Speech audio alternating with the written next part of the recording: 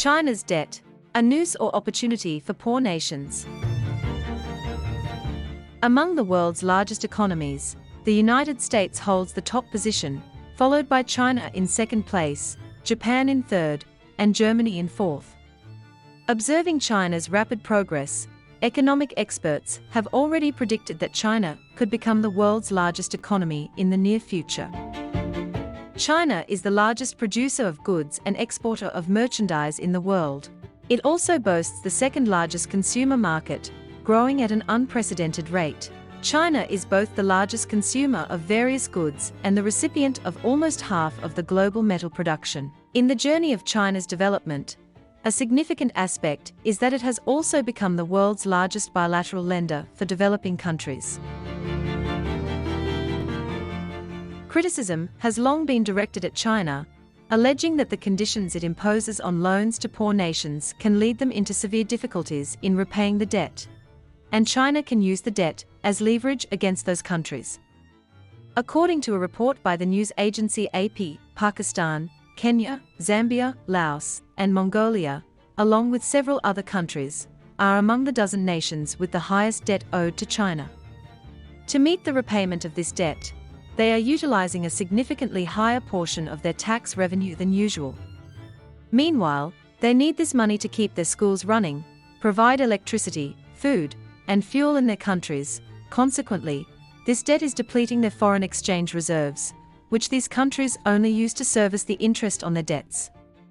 Some of these countries are left with very limited reserves that can only fulfill a few months' worth of import needs.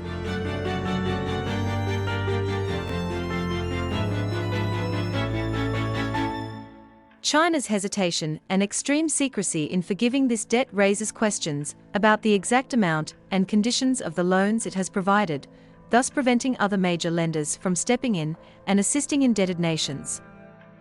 What adds to this recent revelation is that borrowers must deposit cash into undisclosed escrow accounts, placing China at the forefront of debt collection. According to an analysis by the news agency AP, among the countries included in the analysis and the non-domestic loans they have, 50% of those loans belong to China. Moreover, most of these countries spend more than half of their government revenue on servicing their foreign debts. Two countries among them, Zambia and Sri Lanka, have already defaulted as they are unable to repay the loans, including the interest, for the construction of ports, mines, and power plants. Experts have predicted that if China does not soften its stance on the loans it provides to poor countries, more nations could default, leading to political turmoil. In the past, major lenders such as the United States, Japan, and France entered agreements to partially forgive some debts in such situations. In those agreements, each lender clearly stated the obligations and conditions, ensuring that no party felt deceived. China's dissatisfaction with forgiving its billions of dollars in debt has forced many countries, despite the insistence of the International Monetary Fund, IMF, and the World Bank, to continue paying interest, hindering their economic progress. On the other hand, the Chinese Ministry of Foreign Affairs contradicted the position in an AP statement, claiming that China is not such a lender that do not forgives its debts.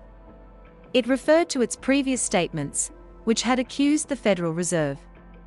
The statement suggested that if China agrees to forgive a portion of its own debts to the World Bank and the IMF, then other major lenders should do the same, as China views them as proxies of the United States. China argues that it has provided relief in the form of extending repayment periods, converting short-term loans, and temporarily suspending interest payments during the COVID-19 pandemic, in which it was the largest contributor.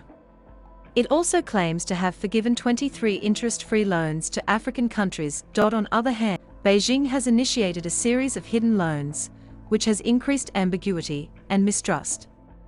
Some experts suggest that China's central bank is effectively providing billions of dollars in loans, which are seemingly disguised as ordinary foreign currency exchanges.